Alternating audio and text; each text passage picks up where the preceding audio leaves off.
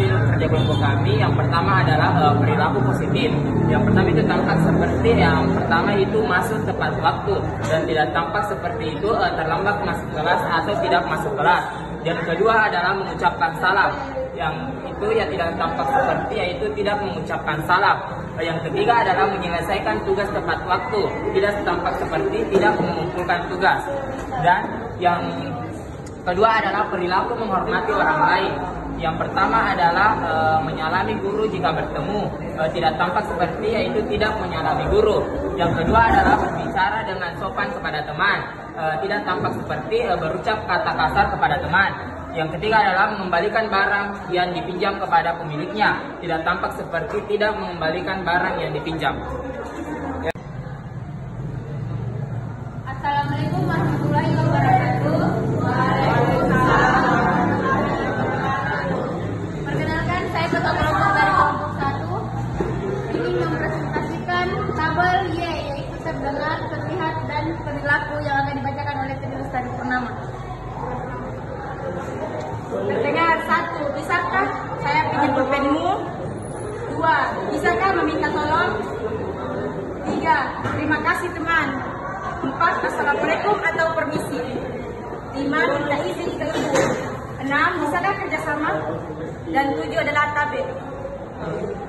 Terlihat ada 5 bagian. Yang pertama berpakaian rapi dan sopan. 2. Ikut sholat berjamaah. 3. Ikut literasi. 4. Berinfak setiap hari Jumat. 5. Membuang sampah pada tempatnya. Dan perilaku ada 6. 1. Sopan. 2. Disiplin waktu. 3. Jujur. 4. Tidak berbicara kasar sesama teman atau ibu guru. 5. Wajib izin meminjam barang. 6. Tidak membuli. Itulah hasil presentasi kami. Lebih dan kurangnya mohon dimaafkan. Wabillahi taufiq wal hidayah. Wassalamualaikum warahmatullahi wabarakatuh.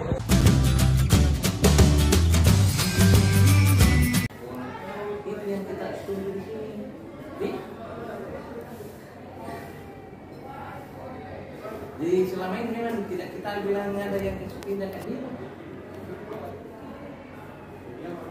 Maksudnya tidak tanpa pemberitahuan tanah di? Pemberitahuan itu tidak ada sebelumnya. Selama ini kalau tidak masuk bila datang ke sekolah, apa kita di sana di luar? Misalnya tas dia ada di kelas, kita di mana tuh?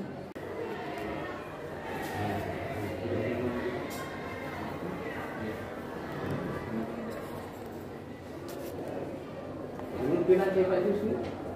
Pak.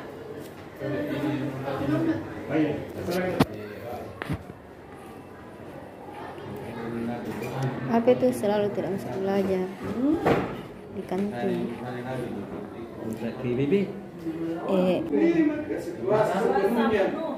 Sepenuhnya panggil 3 kali, tidak mau, suruh lawan.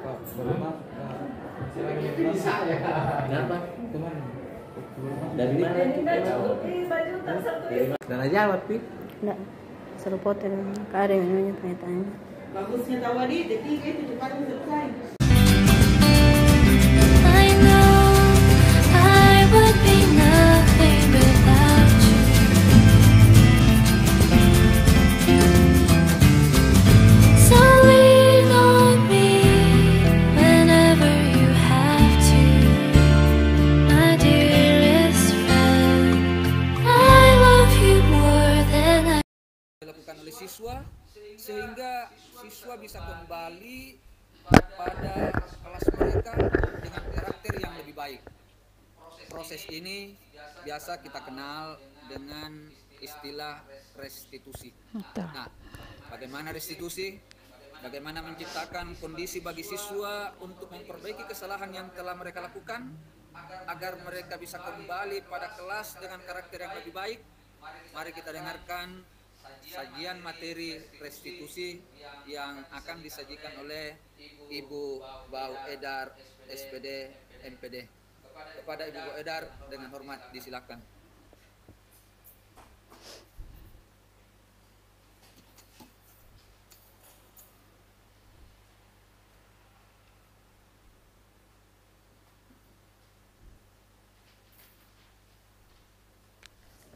Bismillahirrahmanirrahim. Assalamualaikum warahmatullahi wabarakatuh. Waalaikumsalam warahmatullahi wabarakatuh. Sebelumnya terima kasih banyak saya ucapkan kepada moderator Sama-sama Bu. atas kesempatan yang diberikan kepada saya. Nah, baiklah langsung saja saya akan membahas materi saya.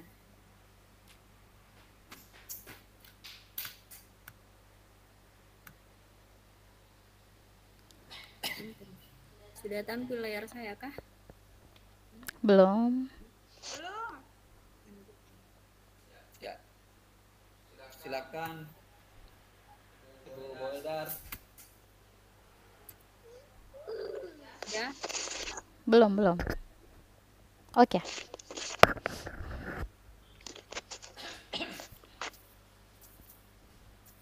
Sudah tampil layar saya Bapak Ibu guru hebat. Ya, sudah kelihatan. Sudah kelihatan, Bu. Ya. Oke, jadi yang saya bahas kali ini adalah bagaimana cara mendisiplinkan anak. Di cara mendisiplinkan anak seperti sebenarnya kita sudah melakukan sebagai seorang guru, kemudian setelah kita lakukan ini sebenarnya sudah ada 3 yang kita lakukan. Yang pertama itu ada namanya hukuman, kemudian ada konsekuensi, kemudian ada restitusi. Untuk hukuman sebenarnya tadi sudah dibahas secara rinci oleh teman kami Ibu Roslini. Begitu juga dengan konsekuensi. Jadi saya ulas kembali sedikit. Jadi hukuman sebenarnya itu dia satu arah, artinya yang menetapkan apa yang akan dilakukan siswa karena berbuat kesalahan itu dilakukan sepenuhnya oleh guru tanpa kesepakatan siswa. Kemudian konsekuensi ini dia 2 arah. Jadi kenapa 2 arah? Karena sudah ada kesepakatan antara guru dan siswa akan apa yang dilakukan oleh siswa untuk memperbaiki kesalahannya. Selanjutnya, cara yang ketiga, cara restitusi. Sebenarnya cara restitusi inilah yang sangat dianjurkan oleh seorang guru bagaimana menyelesaikan masalah, terutama permasalahan di dalam sekolah. Bagaimana mendidik anak kita agar bisa mewujudkan profil pelajar Pancasila. Saya akan bahas khusus apa itu sebenarnya restitusi. Bicara mendisiplinkan anak itu dengan cara restitusi. Misalnya apa sih itu restitusi? Restitusi adalah proses menciptakan kondisi untuk memperbaiki kesalahan murid sehingga mereka bisa kembali ke kelompok mereka dengan karakter yang lebih kuat. Murid akan menemukan sendiri solusi dari masalahnya dan mereka akan mengetahui akan seperti apa mereka ke depannya. Sehingga murid juga akan mengetahui bagaimana memperlakukan orang lain. Kemudian ciri-ciri restitusi. Sebenarnya kita sebagai guru dalam proses pembelajaran, kemudian melakukan pembimbingan kepada siswa kita, mendidik siswa, sebenarnya kita sudah melakukan restitusi. Nah, cuma saya akan memaparkan sebenarnya ciri-ciri restitusi itu yang bagaimana.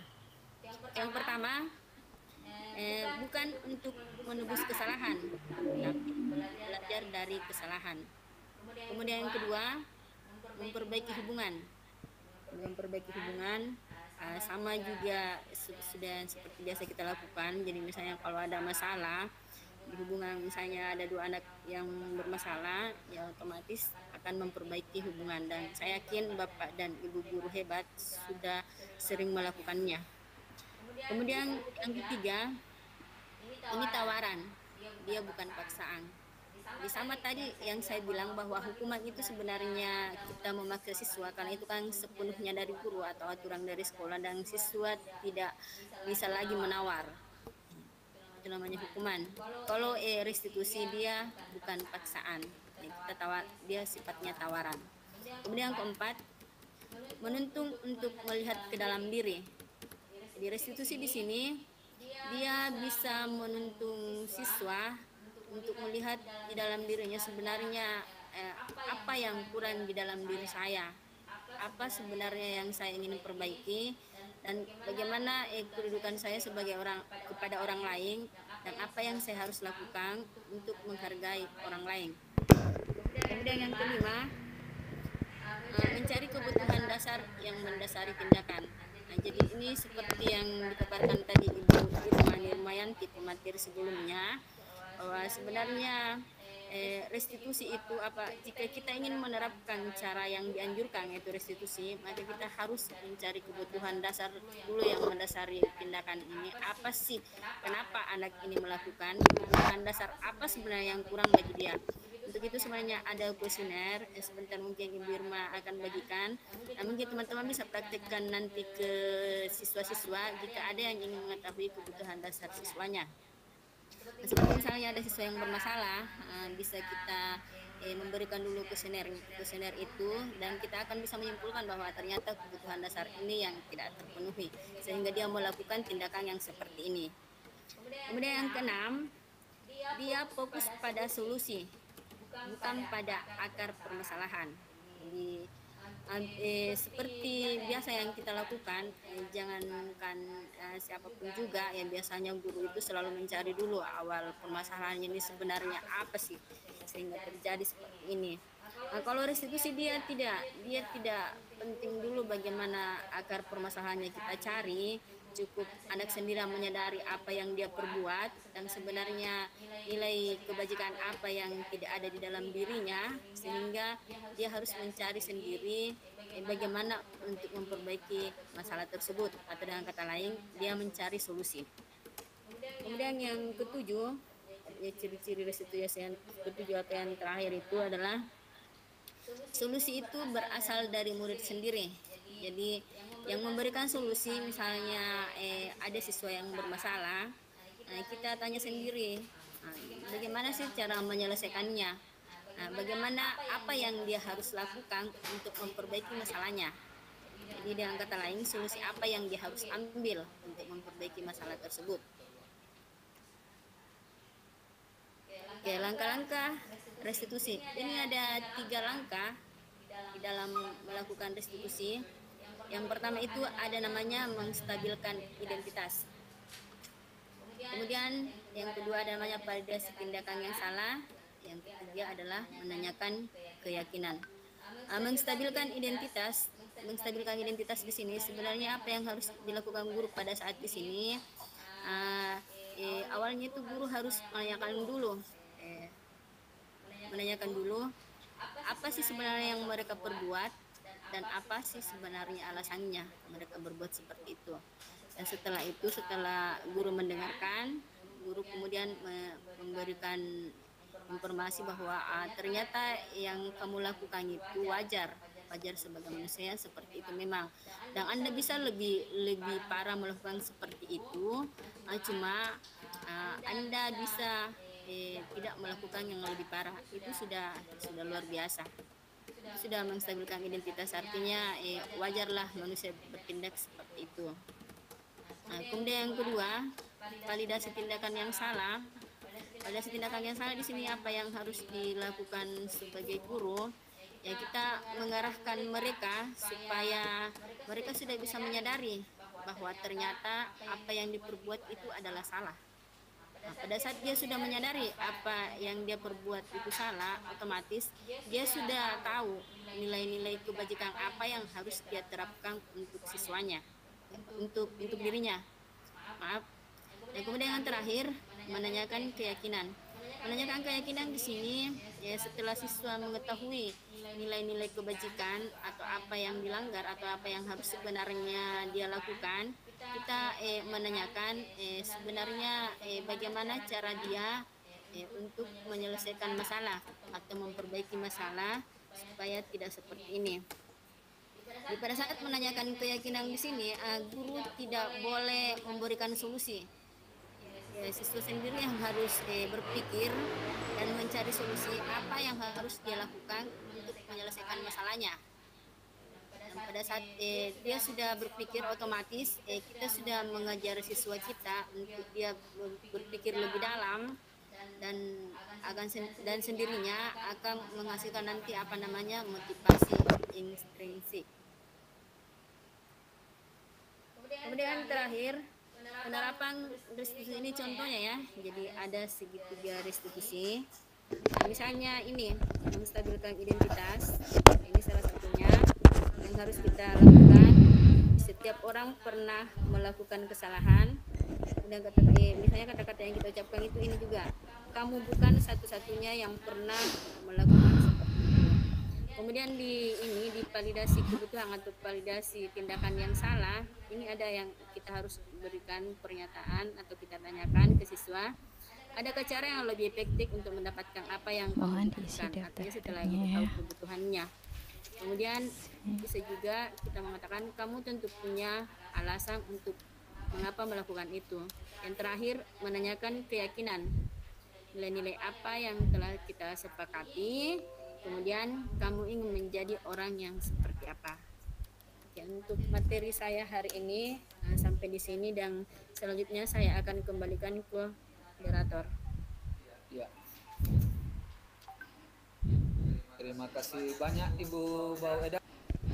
Materinya